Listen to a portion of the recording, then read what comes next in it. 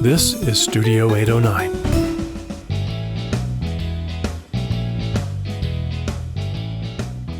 Hi, everybody. Welcome to the Outdoors Hiking Bob podcast. I am your host, Hiking Bob Falcone. You can find me on my website, hikingbob.com, which is links to my social media accounts, my columns, the Colorado Springs Independent, my photography website. Sorry, I'm making a little bit of banging noise here. And all that other kind of good stuff is at hikingbob.com. You can also sign up for my newsletter. And if you want to drop me a line, there's a link there. You can do that also. And just send me a note and an email and let me know what you're thinking. If you have a suggestion, a comment, a question, all of that stuff, feel free to email me. I get lots of questions from people about trails and things like that. I'm always happy to answer those questions. So feel free to contact me and check it out at hikingbob.com. Today, again, with me is my co-host, Wild Westendorf. Hey, everyone. It's Kevin, Wild Westendorf here. And you can find me on my website at wildwestendorf.com and on the social medias, primarily Facebook and Instagram at Wild Westendorf. Well, thanks, Kevin, for being here again. I just want to touch on one thing. Last week, we talked a lot about the Trust for Public Land ParkScore ranking. And apparently, somebody's listening. I did get an email from a gentleman at TPL who apparently has a lot to do with that ranking system and wants to talk about it. I emailed him back, said I would love to chat with him more about that ParkScore ranking and how they come to those numbers. I've discussed that also with a few other people involved in outdoor recreation and parks, and they have a lot of questions like I do. One of the questions they said was, well, if this has only been around for a couple of years, and Colorado Springs was 14th when they first started it, and nothing has really changed significantly in Colorado Springs. They haven't lost funding. Yeah. Actually, funding has actually gone up a little bit. And the city hasn't blown up in size in the last couple of years. I mean, it's increased, but obviously it hasn't increased a tremendous amount. And we haven't lost any parks. Matter of fact, we bought more open space. How do we drop so precipitously? And although one of the things I want to discuss with the people there, I think part of it is, and I just started to realize what's happened, is the TPL rating doesn't rank you, it doesn't grade you on how you're doing. It ranks you against other cities. So they've added more cities to their ranking. So nothing has changed in Colorado Springs, just our ranking in those cities has changed. So why are we competing with other cities? Kind of a thing. Point, yeah. You know, so actually what they're turning it into is a competition. Well, we added more cities, so we're diluting the pool, so now your effect is a little less. Okay, but really we haven't changed anything, so why should we? I don't think it should be a ranking. I think it should be, if you want to make it a grading system, an A, B, C, D, for example, or something like that, then the only people you're competing yourself is against yourself. There should be that makes sense. But that makes it then become a standard, if you want to get it. But we already have that because we have an accreditation, which the city of Colorado Springs has for their Parks and Recreation Department. So why do we need the TPL thing? So a lot of people were like, why is this even here? Why are we giving it so much importance? And I'm like, because it makes good news media for people, especially when you go down. They just another thing they want to criticize you for. I don't know. So when I do hear back from this gentleman at TPL, we'll have a nice, robust conversation. Hopefully we'll have him on the podcast. But if he doesn't do that, at the very least, I have a list of questions, and I'm sure he has a list of answers. And, oh, yeah. A lot of the information I got for some of the things we talked about on there I got from the Parks Department. He may be able to clarify some of those things, maybe some errors that we have in there that from the information I got, maybe not quite the way, anything. And you know me, Kevin, I never swear to know everything. I will swear to know a lot of things, but I don't know everything. And the first step in being good at your job is knowing what you don't know. And when we hear from this gentleman and I have a chance to talk to him, maybe we'll get some things clarified and maybe we'll understand things a little bit better. And he also does want to, one of the things he said in his email was he does want to hear from me and other people about how they can improve the ranking system. I think the first thing would be stop rating us against other cities. Yeah. Let's start with that. And maybe just grade everybody instead of ranking them against other cities. We've dropped in ranking, not because we've done anything different, but only because there are more and more cities added to the pool. So that's kind of dumb. Yeah, cause I think it's kind of dumb. I shouldn't say it's dumb. I feel that it's kind of dumb. I don't want to throw TPL under the bus. I feel that it's kind of a bad way to do things. If they started out with the same group all the time, had the same number of systems all the time, and something changed and you dropped in rank, that's one thing. But you're dropping in rank because they're adding more cities. Okay, that doesn't make sense. And that's why at first glance it looked like, oh, we fell backwards big time to drop in the list that much. And most folks may not realize that they added a bunch of cities too. When they see this, like, wait, last year it was 14th place and now it's in 50-something place. What happened? That happened over the course of a couple years, but yeah, you're exactly right. So these are things I want to know. These are things that people I've talked to about this over since last week, have said, hey, that's a question I have. Some of the cynical people will tell you that, well, maybe the Parks Department like it when they fail because then they can argue for more funding. And I can tell you from people I know at the Parks Department, they're not happy when they do worse. That does not work. Yeah. I mean, I understand where they can get to that, but I can tell you that they're not happy when they do worse in this thing. When you do well, you have something to crow about. They'd rather have something to crow about than one more thing to complain about. So I don't believe that to be a fact, at least not with the people that I work with here. Now, I can't speak for every other city who, however they may react to a good score, a bad score, a rising ranking or decreasing ranking, how they would feel. But nobody here is happy that we've dropped in ranking. And so I'm almost beginning to wonder if we're giving this outsized significance. I think we're giving it outsized significance, and maybe we should give it as much significance as we are. But I feel it's a little outsized considering the methodology and how they get to it.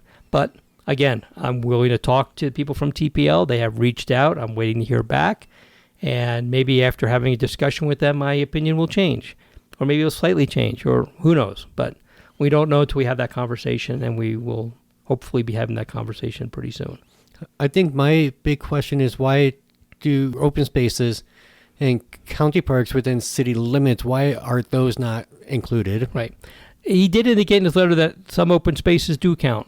Okay, so some do and some don't? I don't know. Again, I don't have a lot of details. We'll find out more as we go along. And we'll follow that up with everyone here and see what we find out. Cool.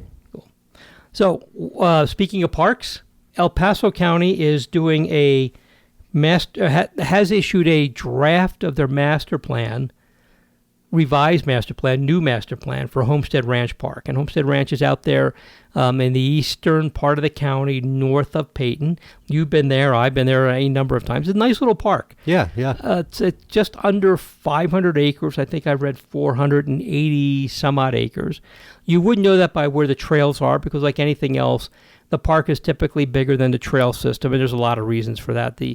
Some parts of the park may not be suitable for trails, and as we know, Homestead Ranch is up on a mesa, so some of that on the slopes obviously can't put trails there. Sometimes that's to keep a buffer between the edges of the park and the people who live nearby. There's a lot of reasons for that. But in any case, it's a 480 some odd acre park. Has some nice amenities to it. Has a fishing pond that's also managed with CPW, Colorado Parks and Wildlife. It has a playground that has some other fields there. It has room for equestrians to come in there. There's specific parts of the parking lot for horse trailers to park at. There's a bathroom facility there. It's a pretty nice little park, and it's fun to go hiking in.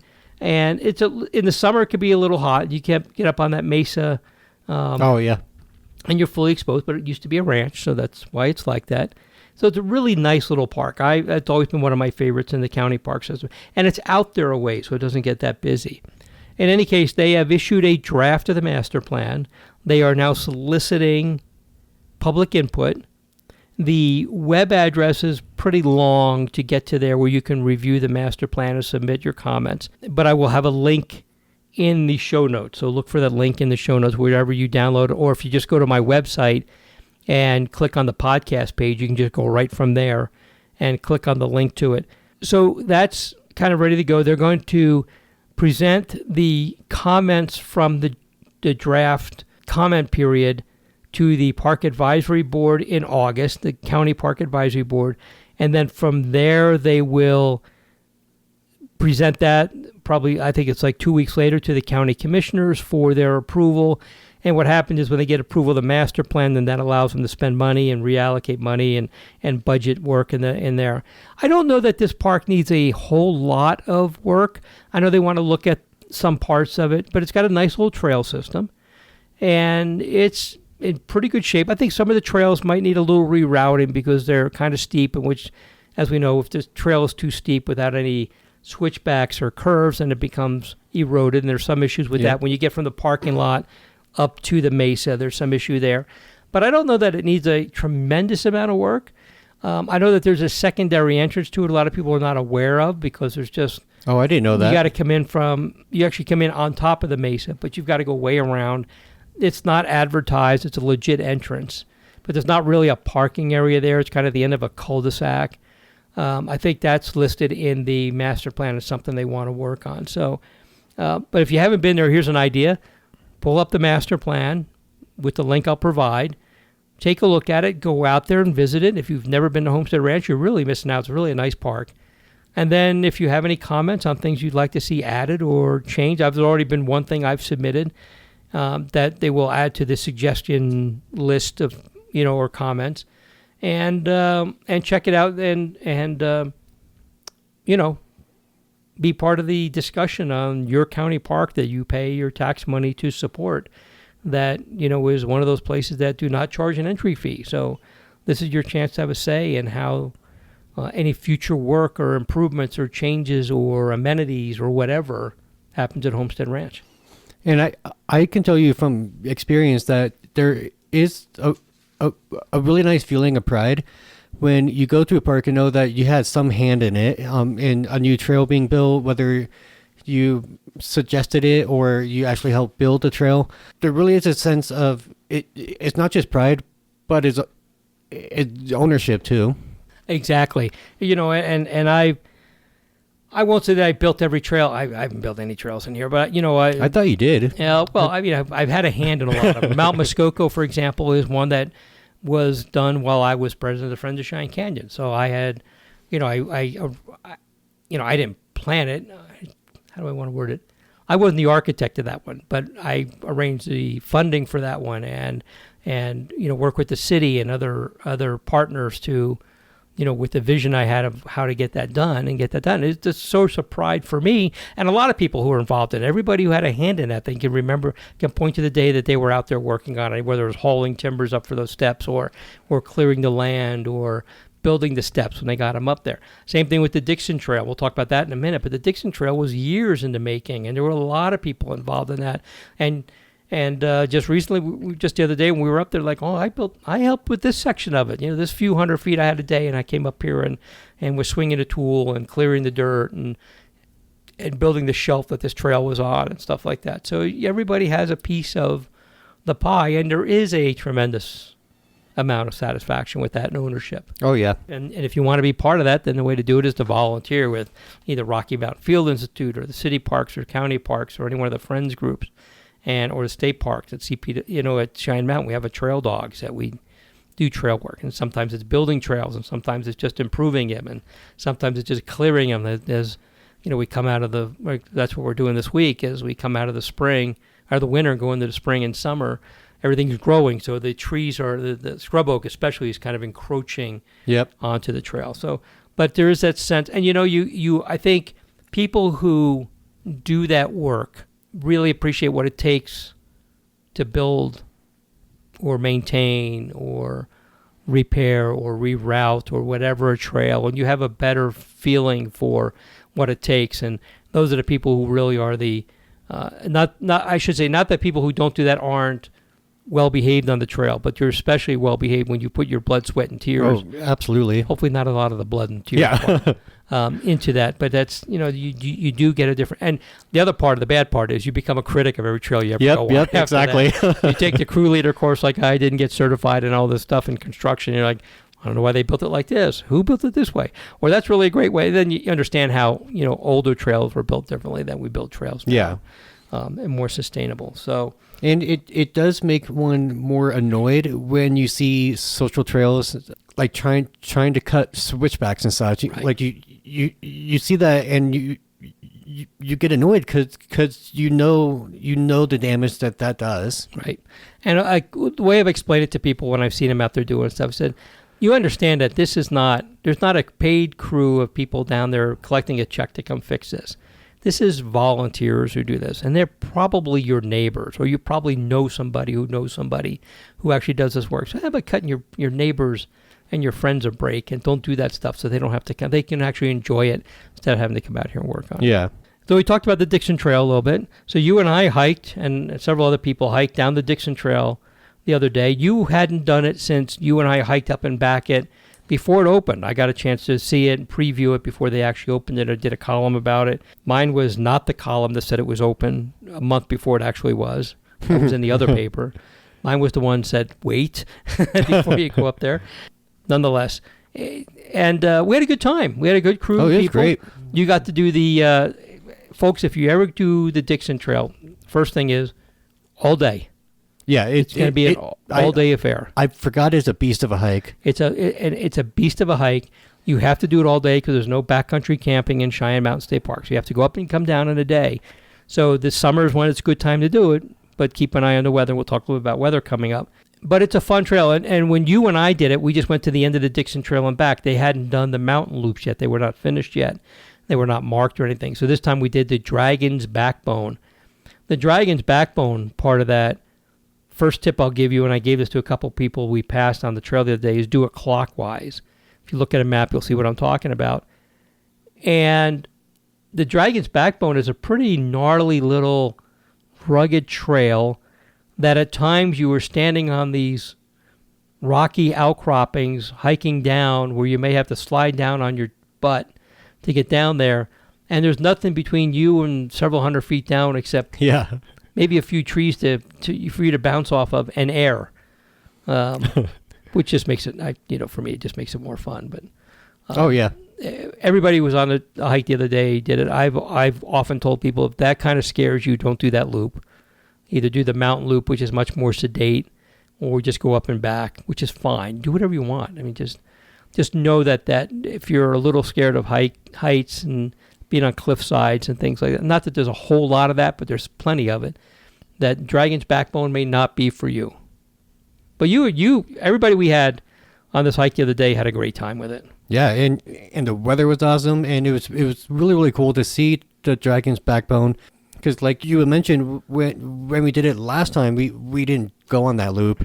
And yeah, it's just it made the hike a lot more fun. Just trying to scramble over the rocks and boulders, and you get some amazing views too along the way.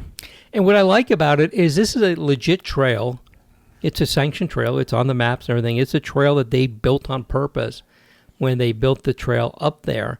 And I kind of think it's pretty cool that CPW put in kind of a gnarly little double black diamond kind of a trail. I don't know if double black diamond, but there's nothing really technical about it. But, it's kind of skittish. You kind of need some wayfinding abilities, and they've added some more wayfinding arrows and stuff. I talked about that when we were up there. But it's kind of cool that they put a trail in there that's just not a safe little trail, that it's a trail that's a little sketchy in some places. A little adventurous. Yeah, a little adventurous. I guess that's probably the better word. So it's not for everybody. I kind of like it. I understand why we build trails that are for the broader audience. And I appreciate that we do that, because obviously you shouldn't have to, if the only trail up there is one that you may be scared to use, that's obviously not fair to people. But I like that they put one in there. Well, if you're a little bit more adventurous and want to do something a little kind of daring, then we've got a trail for you here. If you don't, there's the other trail that's much more sedate and still beautiful to see and very much fun, but not quite. I kind of like that we do that. I like that we've kind of got to this point where, we could build stuff. Not everything has to be super safe. Yeah. And when I say that, don't think I'm telling you you're gonna walk on a, it's not like you're hanging on by your thumbs or anything, falling to your death or anything like that. But I kind of like that CPW was cool with doing that. I think that's a lot of fun. And I think that makes this one of the things that makes Cheyenne Mountain State Park kind of unique. I've not visited all the state parks, but I think it's kind of an anomaly that we've got that kind of a trail in that park, in the state park system. Most of the trails are pretty easy. Or at the very least, even if they're difficult because of elevation gain, they're not hair-raising or daring to go on. Yeah. But you had a good time. Everybody was there, had fun. And I was also a trail ambassador that day, so it was actually performing an official function for CPW. And I had to report a lot of things we saw, like the missing. Oh, that's right. The missing sinuses start and end at the Dixon Trail. I'm pretty sure that's a souvenir in somebody's house. And I did note in my report that when we replace that sign, it probably should be concreted in, or it's going to keep disappearing. That one huge tree that's down, I reported that. We kept getting reports, but nobody could tell us exactly where it was. It turned out it was right by one of the GPS markers, so I turned that in, and some stuff like that. Trail was actually in pretty good shape considering all the wind and snow we've had. There were some places where you could see where they just recently cut stuff out. That, big, there were some pretty big I saw that, honking trees that came down across that trail. What was that one tree I think we saw was probably 3 feet across? Yeah. That was on the lower end of the Dixon Trail. That tree was huge. And it was completely uprooted. Yeah. I was shocked to see that. It didn't snap off. It pulled up roots and everything. There was a hole in the ground where that tree was that was pretty big. So it was fun. One of the things we looked at while we were on that trail, and we had looked at it up until the day before we did it, was watching the weather. So it's June. It is summertime. We're recording this on the Monday before you hear it, so this is going to go out on Wednesday. Between now and when this goes out, we're supposed to be getting some pretty sketchy summertime weather. And actually, even today, Monday, I was up at Helen Hunt Falls this morning, Monday morning, and it started raining, and you could hear some thunder booming. And most of that thunder was actually headed out toward the eastern plains. But we're getting that time of the year when you can have a chance for your afternoon rain. Rain's okay. But usually with that comes hail, which we're supposed to be, by the time this airs, there may have been some 2-inch hail falling on some parts of southeastern Colorado, and thunder and lightning and things like that. So just a reminder, when you go out to these hikes, and what's coming up after today or after Wednesday when this airs, is the rest of the weekend is going to be in the 90s. Yeah. So we're going to go from cool weather that feels actually pretty nice with a little bit of rain to holy crap, it's hot out there kind of weather. And this, welcome to Colorado. That's going to happen in the course of a couple of days. So be aware of the weather, whether it's watching out for lightning. Assume there's going to be lightning in the afternoon, lightning and thunder and rain. And also this heat we have out here, this is a dry environment, a very dry climate. You can get heat, have heat issues without even knowing it, because you don't sweat like you do in a humid environment. Mm-hmm. And I've told stories about being there myself and being caught in thunderstorms. I don't think there's too many hikers out here who've been here for a while who could say, nope, never happened to me. Oh yeah, it has. It's happened to just about everybody. If you're smart, it's happened to you once. And, being caught without rain gear or not watching the weather, or, there's a lot of resources you can get that you could look up on how to watch the clouds and how to look for the weather and how to, look at the sky and go, I can either hike 4 more miles in, or maybe today's a good day for me to turn around and go back. And there's a lot of things you can look up for that. So, or it's just going to be too hot. You're going to be hiking in an area that there's no tree cover, and it's going to be 90 degrees. And yeah, you're carrying water, but how much water can you carry? And do you have enough for that long of a hike in that kind of conditions, in that kind of heat?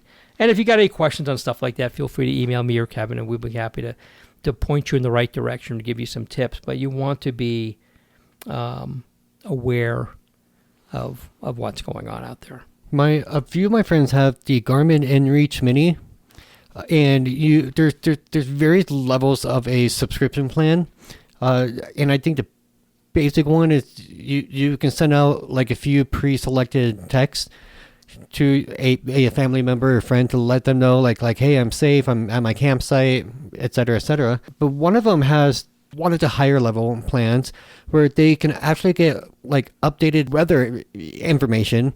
And we actually used that feature on a hike last year because we started to hear a little bit of thunder, so we weren't sure if we wanted to continue on or not. But it turned out the storm was miles away and it was going away from us. But yeah, it was actually really nice to have that info on us.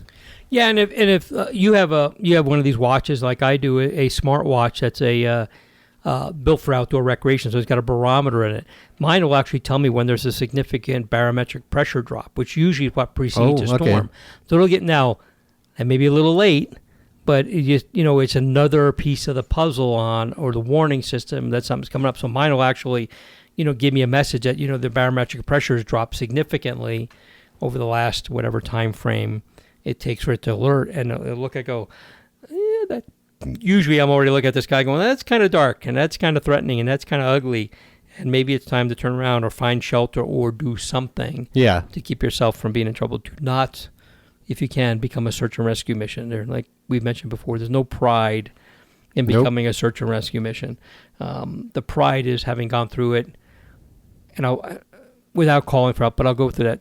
Obviously, call for help if you need it. Yeah. Oh, yeah. Don't be afraid to call for help. But the better goal is to not put yourself into a position where you need help. So watch out for that.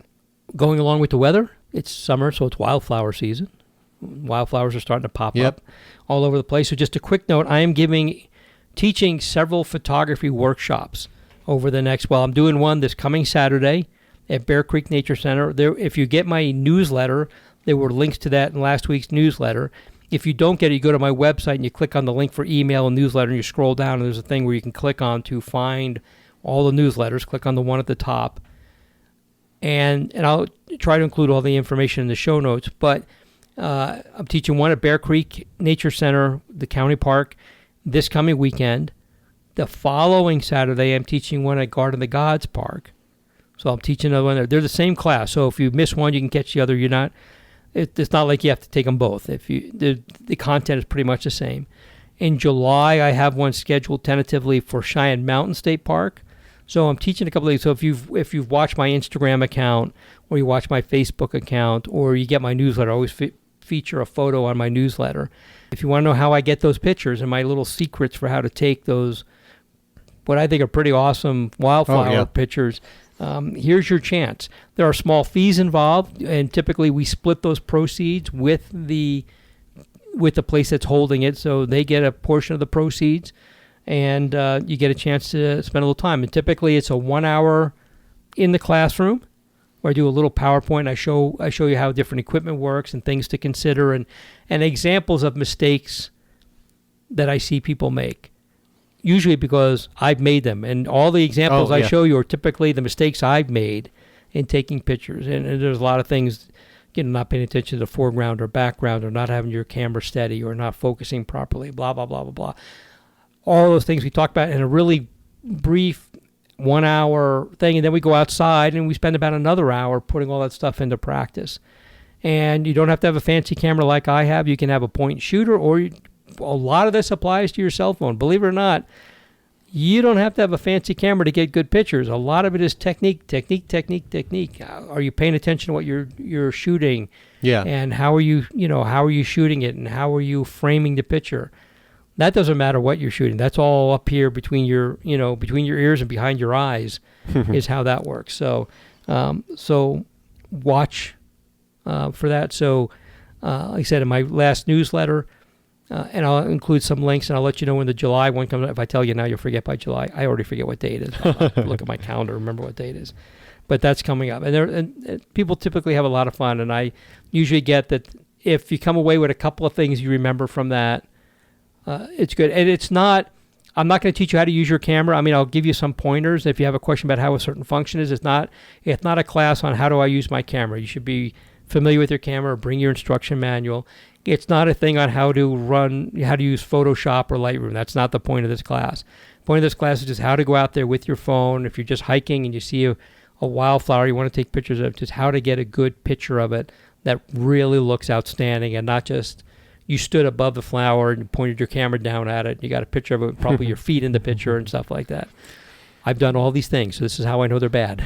One of these days, I am going to go to your workshop because I feel like I have a good eye, but I don't always know how to take the picture that I'm trying to take. Well, that's what this is all for. So come to any one of them you want to come to, Kevin. Okay, so Kevin, one of the other things that happens here is I get books. people send me books. We want you to look at our book about hiking, and sometimes they're fictional stuff. I'm a fiction book reader. I am not a professional book reviewer, so I don't know. I could tell you I read a book and I liked it, and then 2 months from now, if you ask about the book, I'm going to forget what it was. But I do get occasional requests, and I've reviewed these in my column. Books that are guides to hiking in different places. I got a really great one from a photographer I know who shoots Rocky Mountain National Park, and he wrote a great book on hiking trails, a lot of them that you're not going to find on official sources. They're official trails, but I found out that the Park Service likes to hide some of their stuff, especially way deep in the backcountry. So you get these books. So one book I got, and I actually got it a little while back, and it's just we've had so much to talk about in so many interviews, we haven't had a chance to talk about it, but it's called Your Guide to the National Parks, a complete guide to all 63 national parks. And it's from the Stone Road Press. The author is Michael Joseph Oswald. The book was printed in the USA. And it's a really in-depth book. Now, I will tell you, this is a big book, and it weighs a ton. So it's not going to be a book you're going to carry in your backpack if you go visit Rocky Mountain National Park. But it covers all the states and all 63 national parks, so you wouldn't want to. But you could probably, one of the other great suggestions is to take pictures of the pages with your cell phone of the park you're going to be in. I will say, and I'm not going to go into a great detail about this, I'll include a link to it if you're interested in the book. It is a really well-researched book. There's a lot of good information up there. It's pretty well up to date. I mean, for Rocky Mountain National Park, it does include that they have the timed entry system. And they only started that a year ago. Oh, wow. And made it into the book. So he did a good job of keeping the book up to date. There's, when I look at the section on Great Sand Dunes, what I did was I looked at parks that I know and then parks that I don't know. So I looked at the ones I know to see how it relates to the information I know about it from my own experience there. Then I looked at places I want to go to and just try to get a feel for what they're like. So I thought that was the best way. Again, I'm not going to go into huge detail. For the most part, I like this book. It is, like I said, it's heavy. You don't want to carry it with you when you go hiking. But it's not just for hikers. Let's make that clear. It's also for people who are driving to the park and want to go spend a day with their family picnicking or something like that, or just driving through the park or taking pictures. It's not just a hiking guidebook. So it's a guide to everything about these parks, which is why it's not designed to be a lightweight, portable book. It's a guide to everything. But there are a couple little things that I thought were a little unusual about it. For one thing, it doesn't include national monuments, but of course, if we did that, you'd have to include 400 and some odd properties, which would be a little crazy. So when I'm looking at the Great Sand Dunes, and what they have with each section is they have a thing called Beyond the Park, which is things that are outside the park that are nearby. So when I look at Great Sand Dunes, there's a thing here for dining. There's a place in Alamosa, a couple places in Alamosa, a place in Fort Garland, where the nearest grocery store is, where there's lodging and camping, festivals. And then other attractions. Now, this is kind of where I thought the thing was a little odd. For example, for attractions that it lists as being nearby, it lists fluorescent fossil beds. That's not that close from there. And then one of the places it lists is Scotts Bluff National Monument. Well, that's in Nebraska. Yeah. That's not really near Great Sand Dunes. I mean, kudos for pointing it out. But I think if you wanted to include that in the Beyond the Park section, that would have been more appropriate for Rocky Mountain National Park, for example. It's a lot closer to that. And it would have been more appropriate for, like, Badlands National Park in South Dakota. Yeah. We're a lot closer. So I thought it was kind of odd. There's also an inclusion of Monument Rocks, which is a place I photographed last year. And it just tells what town it's in, but there's no information on it. And again, that's a long way. It's 4 hours from Colorado Springs. It's another 2 hours roughly 2 hours from Sand Dunes to Colorado Springs. It's 6 hours away. Not what I would actually call being very close. They do include the Pikes Peak Highway, the Royal Gorge Bridge. They include Guard of the Gods. For some reason, they included like one rafting company in Canyon City, but there's a bunch of them, so I don't know why there's one that was picked out for inclusion. That's weird. Bishop's Castle, which is in here. But in any case, for the most part, this book is good. When I look at the Beyond the Park section, I kind of question why some places are included. That's not going to make me say don't buy this book. I'll tell you right now, unless it's something that becomes an issue where it's safety or blatant illegal acts that they may endorse, I'm never going to give you a negative review. I don't feel that's fair because it's all my opinion. I will tell you if I like a book, and I've gotten some that I did not like, you never hear me mention those because I don't want to be the guy who writes negative reviews. Makes sense. Yeah, I just want to tell you, because why am I wasting your time? If it's not any good, why am I wasting your time? I'll tell you about the ones to get. So if you see this book or you want to order it, I'll include a link. It's a nice book. It's really well put together. It's very well made. Really good diagrams and maps and information. And if you're looking for a book for national parks, this is one you should. And by the way, this is the 3rd edition, so this has been worked on a few times and it's been updated and everything. So that is a good book to get. But Kevin can attest, it looks like a phone book. So yeah, it does. It's pretty big. One of the popular books is like the Falcon Press books. They're small, they're lightweight, they're very specific. Yeah. But they're not really geared toward this kind of information. They're usually geared toward, this is a place to go hiking, this is a place to go rock climbing. This is actually a guide to everything about these national parks. It's not specifically a hiking or cycling or boating or what have you, camping book, but all that stuff is in here. So it kind of covers everything. Yeah, I don't have any books like that that's as wide ranging. I do have a bunch of books that are much more specific, of fields of sport and history on the trails and stuff like that. Yeah, I think that's probably where the niche that this book is going for, and I think it fits that. Just some of this beyond the park stuff is that I thought that's a little bit of a stretch for that. Kevin, the other thing I wanted to bring up today is clothing that we wear for outdoor recreation.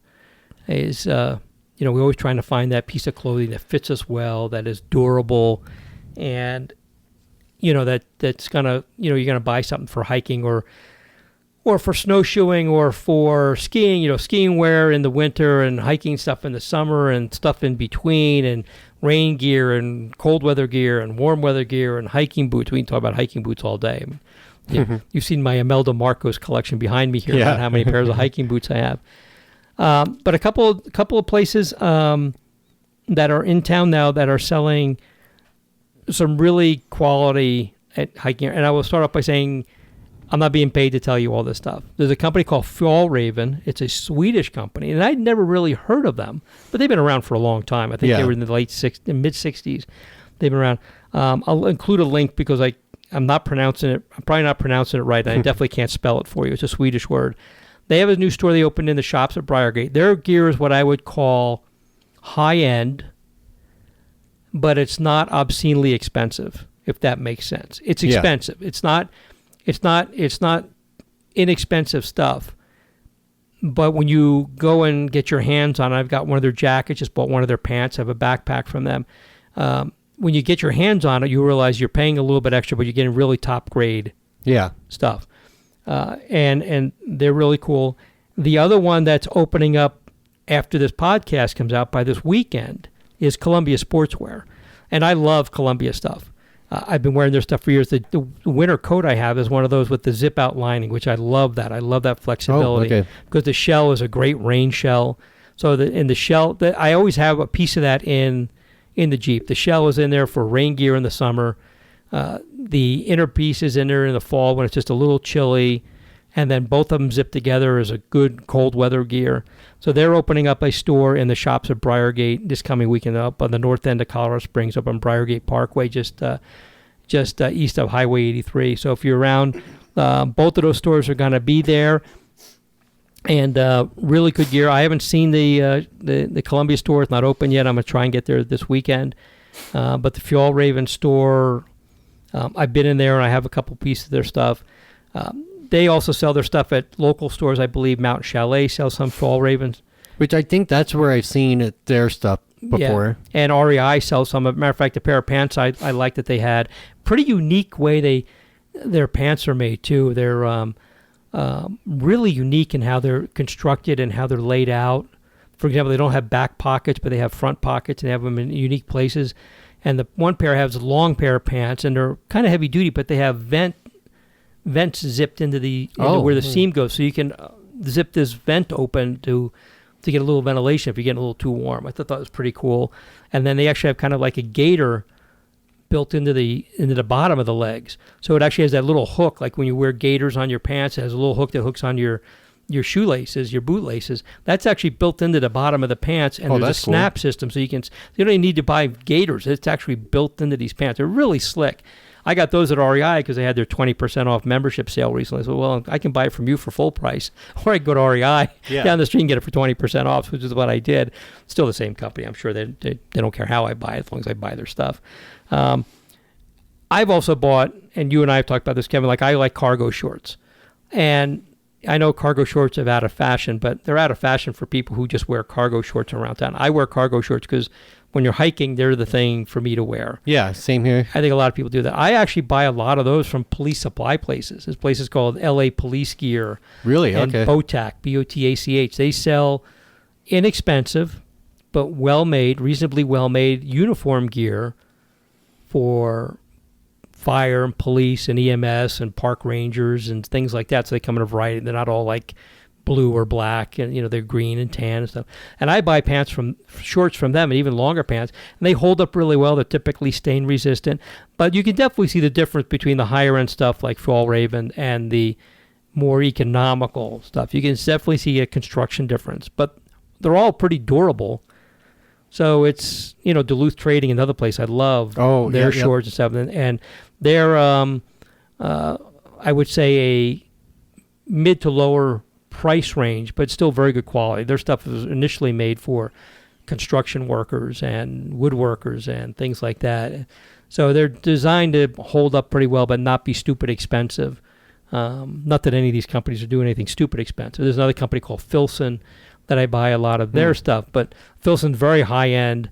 The only stuff I buy from them is when they have their semi-annual sale and stuff is on sale. I can buy it because their stuff's pretty expensive too. But again, very well made. You can see it. So if you can afford it, or you just want to go look and see what really good looking stuff is, and all these companies have sales. It's one of the things you want to watch for when they have a sale and jump on it when they do. This is some really good gear, and I'll leave links to these both of these companies in the show notes. And like I said, you can click on that on the website or something and find that. I think it's kind of cool that Colorado Springs is big enough. We're bringing in these big companies now. They're actually that's selling awesome. right here. Both of these companies too, Columbia and Fjallraven. I believe Columbia does. I know Fjallraven also have outlet stores up at the outlets up in Castle Rock. That's good to know. So good to know that too. If you see something that's a little pricey, you may not find the newest stuff, maybe last year's models. Who cares? Yeah. I mean, I know I'm such a fashion plate that everybody wants to know what I'm wearing and stuff, but and I say that firmly tongue-in-cheek because it's not the case. So check those things out. And again, not getting paid for this. I'm just offering you advice on where to get good clothing. Kevin, anything you wanted to talk about today? Nope, just my upcoming Mount Whitney trip is getting up here really fast. It felt like when I first got the permit, it felt like it was so far away, and now it's just like, it's going to be in a couple of weeks, or in like 2.5 weeks or so. So you're getting all prepped and trained and everything? Yeah. You're training for it? Not training. Running up and down the stairs of your apartment building? It's just annoying everyone else, yeah. Bump, bump, bump, bump, bump. It's not, I mean, it's only 66 feet higher than Mount Elbert, which I've done twice. I've done Pikes Peak 3 times. I've done several other ones. So I'm not like doing this intense training like I was for the Grand Canyon, which that was a very unique hike because that was one day, almost 50 miles. Because you're crazy. Yeah. Still no idea why I chose to do that. And but yeah, I'm getting ready for it. I've just got to buy a couple more things of gear, and I should be set to go soon. I'm looking forward to when you do it. More looking forward to you coming back and telling us all about it. So we're definitely going to have a nice conversation when that happens. So looking forward to it. Well, again, folks, if you have any comments, questions, suggestions, anything like that, email one of us. You can go to the website and just click on the link there. It says contact me and leave me a message, and I will get back to you. I will answer every email I get unless you call me ugly names, and I won't email you back. But otherwise, I email everybody back who emails because I appreciate you taking the time, and the least I could do is reply to you. So I do that all the time. And I think with that, Kevin, I think we'll say goodbye. We'll talk to you later. All right, everybody, thanks for listening to the Outdoors Hiking Bob podcast. Before you go, did you know you can rate and review our Studio 809 podcasts?